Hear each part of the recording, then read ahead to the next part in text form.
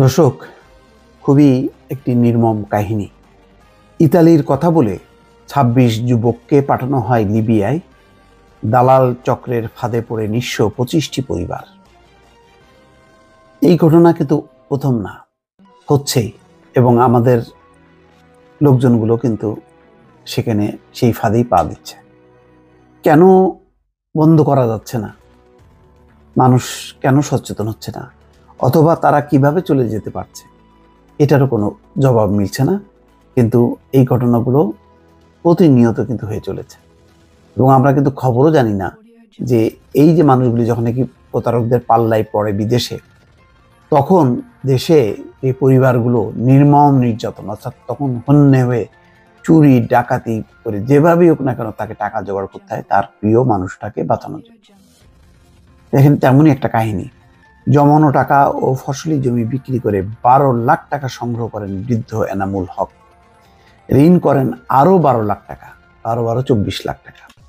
পরিবারের ভাগ্য বদলের আশায় ২২ লাখ টাকা খরচ করে দালালের মাধ্যমে দুই ছেলে ইউরোপের দেশ ইতালির উদ্দেশ্যে বাড়ি থেকে রওনা হন। দালাল চক্র ইতালির কথা বলে তাদের লিবিয়ায় পাঠায়। সেখানে তার দুই ছেলেকে আটকে রেখে নির্যাতন করে অর্থ হাতিয়ে নিয়েছে চক্রটি।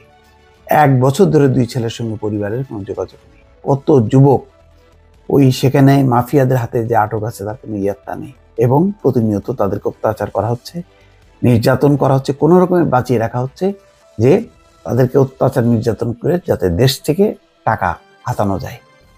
এরকম শত শত যুবক কিন্তু লিবিয়ার বিভিন্ন প্রান্তে কিন্তু একদম মৃত্যুর মুখে আছে।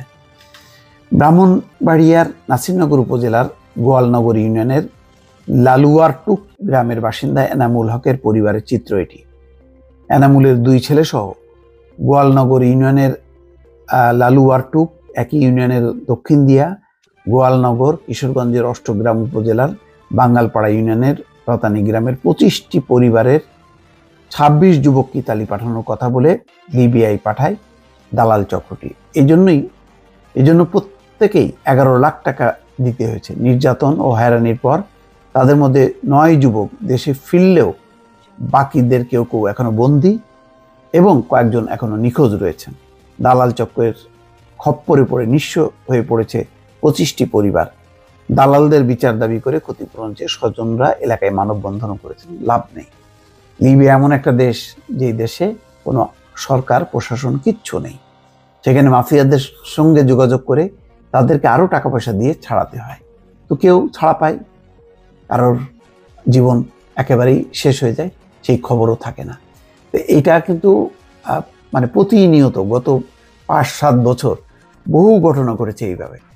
তারপরেও যদি কেউ সব কিছু টাকা পয়সা ক্লিয়ার করে যদি ছাড়াও পায় তাদের কাছ থেকে, তারপরে তাদেরকে একটা ছোট নৌযানে তুলে দেওয়া হয় সাগরে, যেই সাগর পাড়ি দিয়ে সে ইতালিতে যাবে। সেই ভূমধ্য সাগর পাড়ি দেওয়ার মতন অবস্থা সেই নৌযানটির হয় না। ফলে প্রতিমধ্যে কি হয় উল্টে যায়, না হয় ভাসতে থাকে, তারপরে নৌযান এসে তাদেরকে উদ্ধার করে। এইভাবে জীবন ঝুঁকি নিয়ে কত মানুষ যে মারা যাচ্ছে, কত মানুষ যে ওই লিবিয়ায় জীবন মৃত্যুর মুখোমুখি, তার কোনো হিসাব কিন্তু আমাদের নেই।